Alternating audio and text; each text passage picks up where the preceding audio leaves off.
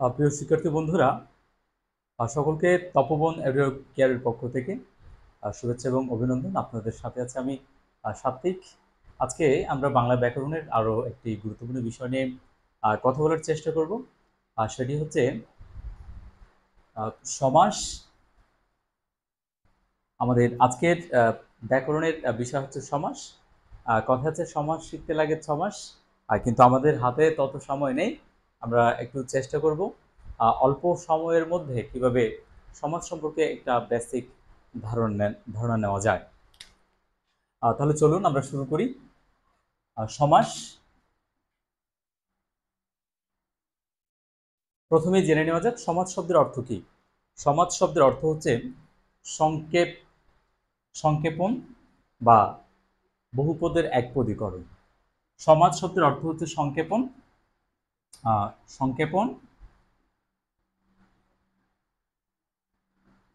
বা বহুপদে এক পদীকরণ। বহুপদের এক পদীকরণ মানে হচ্ছে অনেকগুলো পদকে এক পদে পরিণত করে। যেমন করে আমরা পাই বাবা ও মা সমান বাবা মা।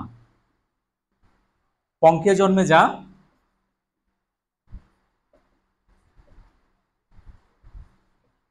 পঙ্কজ। এভাবে করে তাহলে এই তিনটি শব্দকে মিলে একটি শব্দ হলো, বহু পদ মিলে এক হয়ে গেল, এক পদ, এক পদীকরণ। তারপর হচ্ছে বাবা এবং মা, এই তিনটি শব্দ মিলে একটি শব্দ হয়ে গেল। এভাবেই সমাজ শব্দের অর্থ হচ্ছে সংক্ষেপণ এবং বহুপদের এক পদীকরণ। এরপরে আমরা যাব হচ্ছে একটি সমাস যখন আমরা লিখি, একটি সমসমান পদ যেটিকে বলি, যেমন আমরা লিখতে পারি ভালো ও মন্দ, ভালো মন্দ। এই একটি সমাসের মধ্যে এই অংশটিকে বলা হয়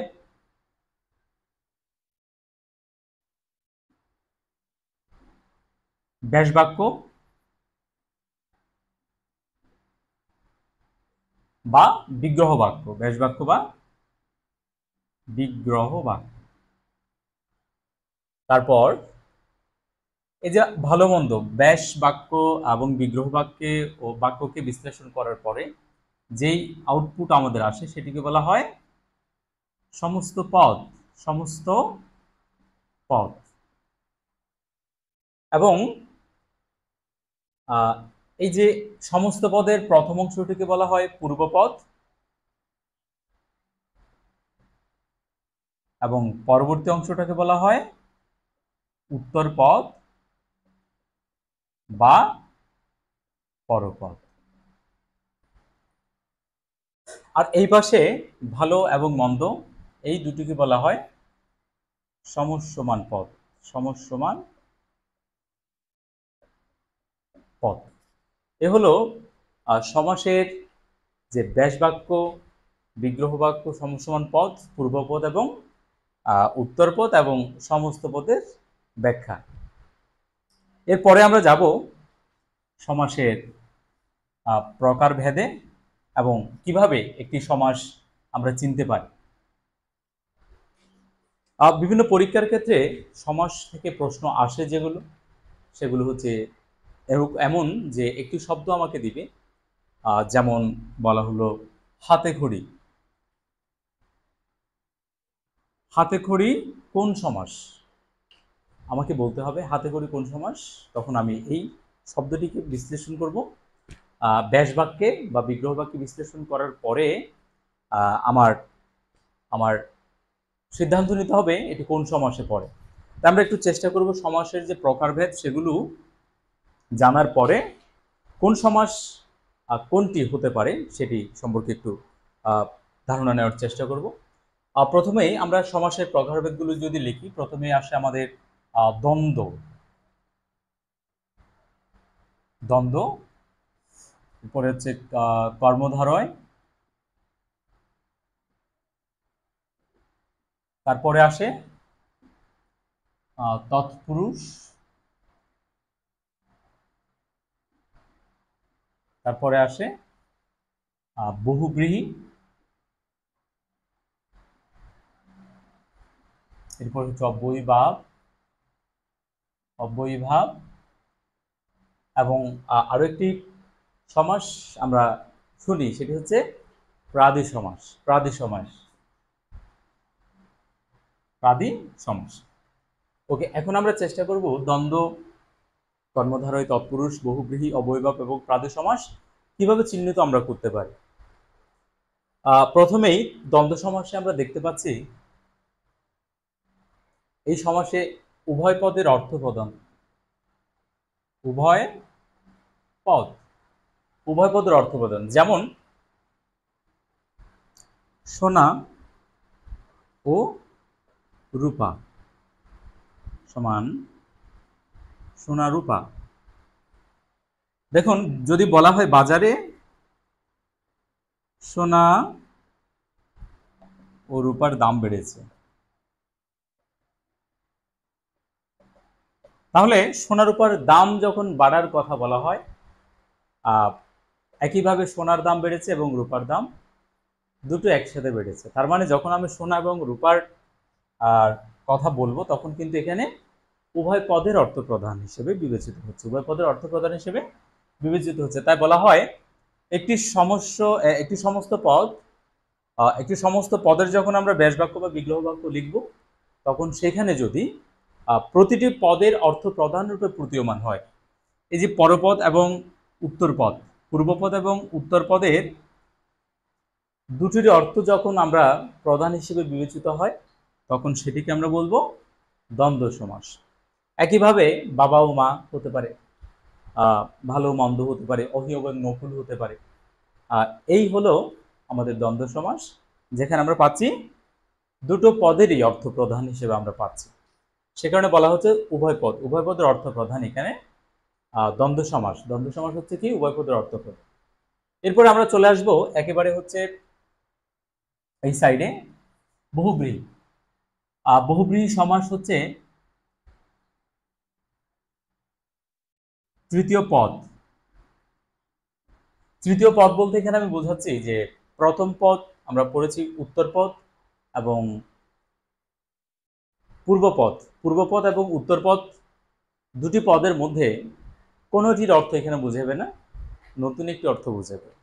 আর সে কারণে আমরা সেই নতুন অর্থটিকে বলা তৃতীয় পদ নামে অভিহিত করছি। উদাহরণটা একটু দেখি আমরা। যেমন বলা হচ্ছে হাতে খড়ি দেওয়া হয় যে অনুষ্ঠানে,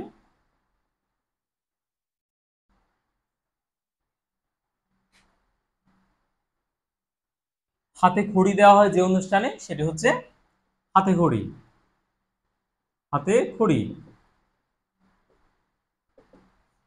একই রকম ভাবে হচ্ছে বউ, বউ ভাত পরিবেশন করে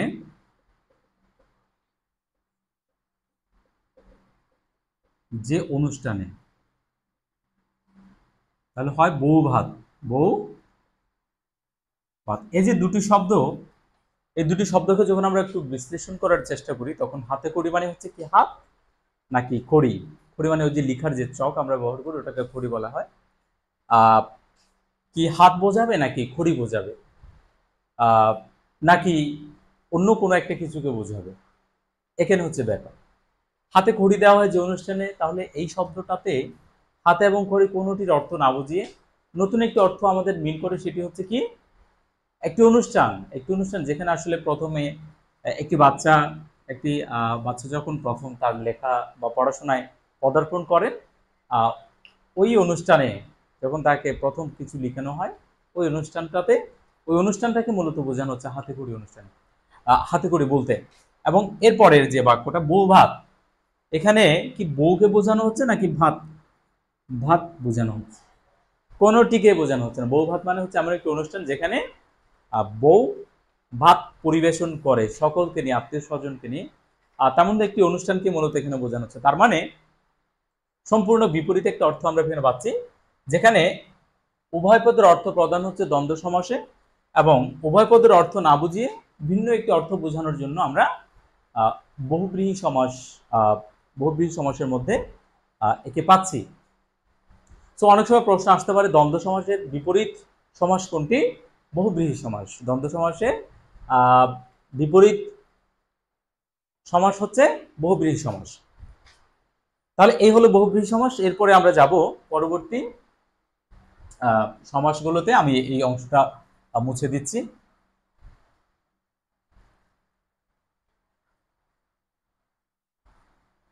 এরপরে আমরা যাব কর্মধারয়। কর্মধারয় পরপদ, তৎপুরুষ পরপদ এবং অব্যয়ীভাব পূর্বপদ, আর প্রাদি হচ্ছে পরপদ এবং উপসর্গ।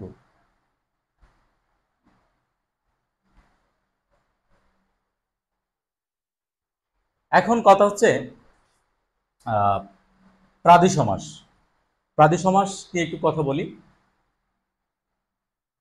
পরপদের অর্থ প্রদান মানে হচ্ছে পরবর্তী অংশের অর্থ প্রদান। যেমন একটি উদাহরণ হিসেবে আমরা দিতে পারি প্রভাত।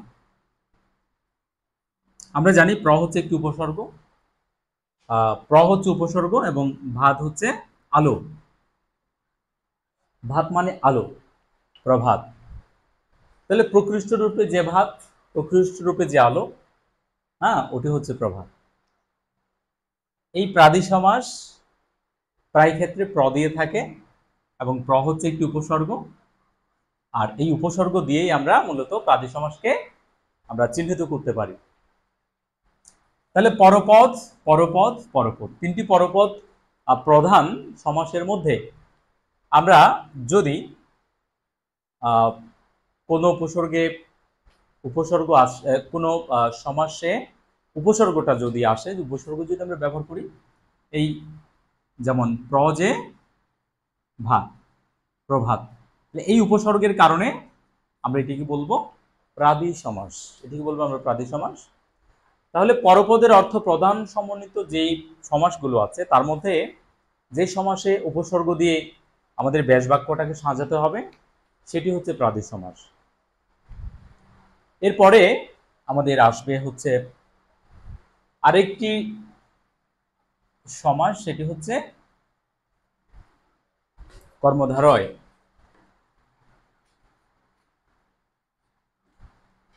কর্মধারয় সমাস এবং তৎপুরুষ সমাস। তার আগে আমরা পূর্বপদ প্রধান এই সমাসটিকে এটি নিয়ে একটু কথা বলি। অব্যয়ীভাব সমাসের পূর্বপদ প্রধান থাকে, যেমন উপনদী, উপনদী বা উপজেলা। সাধারণত জেলা মানে হচ্ছে আমরা বুঝি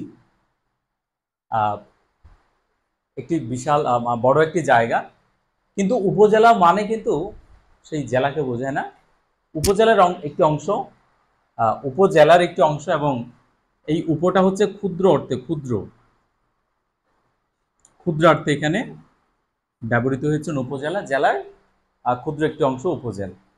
তাহলে এই যে এখানে জেলাকে না বুঝিয়ে ক্ষুদ্র, জেলার ক্ষুদ্র অংশটিকে বোঝানো হচ্ছে। এবং এইভাবেই আমরা অব্যয়ীভাব সমাসে আমরা পূর্বপদকে প্রধান করে আমরা অব্যয়ীভাব সমাসটা চিহ্নিত করতে পারি।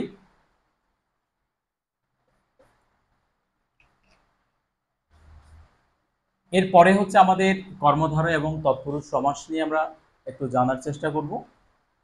পরপদের অর্থপ্রদান, পরপদের অর্থপ্রদান দুটোর ক্ষেত্রে। তাহলে এখন কিভাবে আমরা ফাইন্ড আউট করব কোনটিকে আমরা তৎপুরুষ বলবো এবং কোনটিকে আমরা কর্মধারয় সমাস বলবো? আমি এক্সাম্পলের মাধ্যমে একটু করার চেষ্টা করি। সিংহাসন এবং তৎপুরুষ সমাস চা বাগান। সিংহ আসন, এখানে আসন, এই শব্দে একটি আসন আছে এবং এই শব্দে একটি বাগান আছে। তার মানে পরপদ, পরপদ দুটোরই পরপদের অর্থে এখানে প্রাধান্য পেয়েছে, আমরা বুঝতে পারছি। এটি হচ্ছে তৎপুরুষ সমাস, এটি হচ্ছে কর্মধারয় সমাস। এখন প্রশ্ন হচ্ছে উভয় পদের যেহেতু পরপদের অর্থ প্রদান হচ্ছে, কোনটাকে আমি তৎপুরুষ সমাস বলবো, কোনটাকে আমি কর্মধারয় সমাস বলবো। দেখুন, এই চা বাগান শব্দটিকে যখন আমরা ব্যাস বাক্যে সাজাবো তখন হবে চা এর বাগান, এবং সিংহাসনকে যখন আমরা ব্যাস বাক্যে সাজাবো তখন লিখতে হবে সিংহ চিহ্নিত আসন। সিংহ চিহ্নিত আসন এবং এদিকে চা এর বাগান। তাহলে একটু খেয়াল করুন, এই জায়গাটা যখন একটি ব্যাস বাক্য আমরা সাজাই, যখন একটি ব্যাস বাক্য আমরা লিখি কোনো সমস্ত পদে, তখন যদি সেখানে বিভক্তি বিভক্তি ব্যবহার করতে হয় এবং সমস্ত পদ বিভক্তি লোপ পেয়ে হয়, সেটিকে বলা হয় মূলত তৎপুরুষ সমাস। অর্থাৎ ব্যাস বাক্যে বিভক্তি লোপে যে সমাস হয় তাকে বলা হয় তৎপুরুষ সমাস। তাহলে দেখুন, চা বাগান, চা বাগানের ক্ষেত্রে চা এর বাগান, এর বিভক্তিতে, এই বিভক্তি লোপ পেয়ে হলো চা বাগান। কিন্তু সিংহাসনকে যখন আমরা ব্যাস বাক্যে সাজাবো, সিংহ এর আসন হবে না, সিংহ চিহ্নিত আসন। সিংহ চিহ্নিত আসন, এটি হচ্ছে সিংহাসন। তাহলে আজকে আমরা দেখতে পেলাম যে কর্মধারয় সমাসের পরপদ অর্থ প্রদান, কিন্তু যখন এটির ব্যাস বাক্য আমরা লিখবো সেখানে যদি কোনো বিভক্তি না আসে তবে সেটি হবে কর্মধারয় সমাস। যদি কোনো সমস্ত পদের আমরা ব্যাস বাক্য লিখি এবং সেখানে যদি কোনো বিভক্তির প্রয়োজন পড়ে, তাহলে সেই বিভক্তি লোপ পেয়ে যে সমাস হবে সেটি হচ্ছে মূলত তৎপুরুষ সমাস। এই হলো আমাদের মূলত সমাসের যে প্রকারভেদ সেগুলোর সংক্ষিপ্ত আলোচনা। আশা করি আপনারা কিছুটা হলেও ধারণা পেয়েছেন আমাদের আজকের এই ছোট ক্লাস থেকে। পরবর্তী ক্লাসে আমরা সমাসের আরও ডিটেলস আলোচনা করার চেষ্টা করব। ততক্ষণ পর্যন্ত আপনারা সকলে ভালো থাকবেন, সুস্থ থাকবেন এবং তপবন এডুকেটের সাথে থেকে আমাদের এই পথ চলাকে সহযোগিতা করবেন, এই আশা রেখে আজকে শেষ করছি আমাদের ক্লাস। ধন্যবাদ সবাইকে।